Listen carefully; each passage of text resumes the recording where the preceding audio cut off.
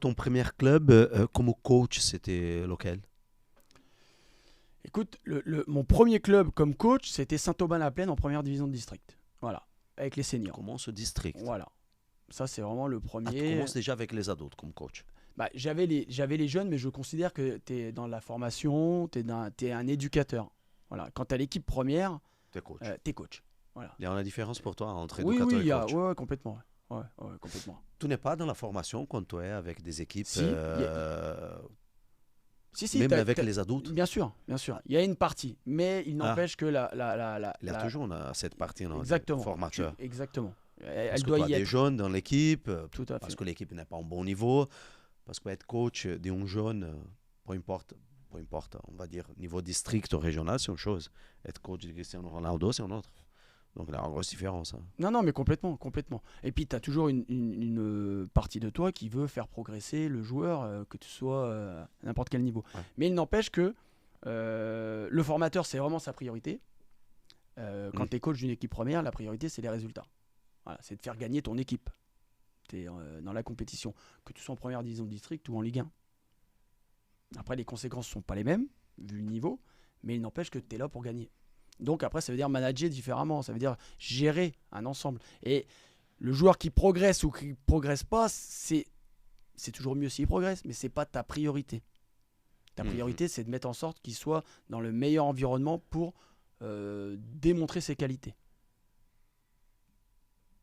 Voilà un petit peu la différence que je note. J'imagine que c'est dur et je te pose déjà cette question de dire non à un joueur. Tu ne restes pas dans le club. Toi, toi cette expérience et toi, toutes les années, j'imagine. C'est facile de dire, toi, tu ne restes pas avec moi cette année. Alors, c'est facile. Toi aussi, tu as déjà passé par là, non, Mika? C'est pas que c'est facile. Choisis les joueurs. Mais par contre, il y a une façon de faire, un management qui fait que ça devient facile. Voilà. Tu penses que ça peut être facile, ça? Oui, oui, oui, absolument. Pour le Oui. joueur? Pour tout le monde. S'il y a beaucoup de respect, si c'est anticipé, si les choses sont claires avec le joueur, tu arrives et quand à un moment donné il faut se séparer parce que les ambitions, parce que la façon, peu importe, que ça vienne de la part du coach, du club, du joueur. À un moment donné, si les choses ont été dites en amont, c'est beaucoup plus simple. Et on peut se souhaiter bonne chance. Par contre, si on arrive du jour au lendemain, le joueur ne sait pas, puis terminé, je ne repars pas avec toi, je veux dire là, c'est difficile. C'est comme un coup près, c'est presque des fois vécu comme une trahison pour les joueurs. Mais par contre, si cette décision elle a été amenée en amont, préparée, voilà, à base d'entretien régulier, de connaissances, que le joueur sait exactement ce que le coach il a dans la tête, je pense que c'est pas. J'ai de très très bons contacts avec tous mes anciens joueurs à qui j'ai dit Ouais. on repartira pas ensemble. Parce qu'il y a des relations souvent que ça se casse. Hein. Ouais, après, moi je considère que la clé, elle est dans l'honnêteté que tu as avec ton joueur, en fait.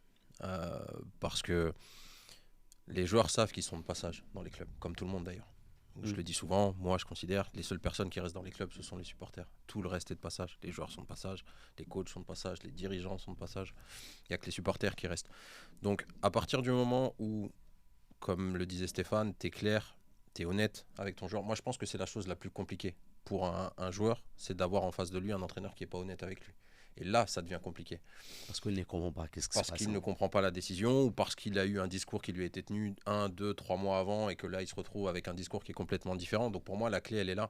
Après, quand on est joueur, on peut être désagréablement surpris par une décision, que ce soit du coach ou du club, peu importe, de la direction sportive en tout cas. Mais si la relation, elle a été honnête sur le temps de passage en commun avec l'entraîneur, comme il le disait, c'est beaucoup plus facile à entendre. Après, entre être facile et être accepté, ce sont encore deux choses différentes, parce que ce ne sont pas tous les joueurs qui sont en capacité d'accepter de ne pas être conservés dans un club. Mais au moins, si la relation a été franche et honnête, voilà, Il y a une partie qui est facilitée parce que l'entraîneur, quand il explique aux joueurs pourquoi il ne le conserve pas, il a des arguments, des raisons, et si elles sont honnêtes, bah forcément, le joueur, encore une fois, même s'il ne les accepte pas, mais il est obligé de les entendre. Donc pour moi, la clé, elle est là.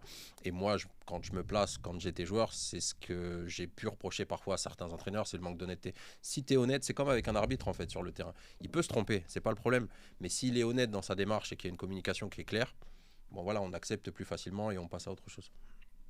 Il y a beaucoup de joueurs qui sont pas à côté de la plaque, quoi. Qui n'acceptent pas et qui ne comprennent pas et qui se retrouvent toujours pas surpris par rapport à les décisions des coachs. Non, très peu, franchement très Très peu. peu. Ouais, me concernant très peu. Voilà. Et je pense que quand justement il le comprend pas et qu'il l'accepte pas, c'est que c'est mon boulot qui a pas été bien fait justement. J'ai pas dû réussir à lui faire comprendre là où on allait ou comment on y allait quoi.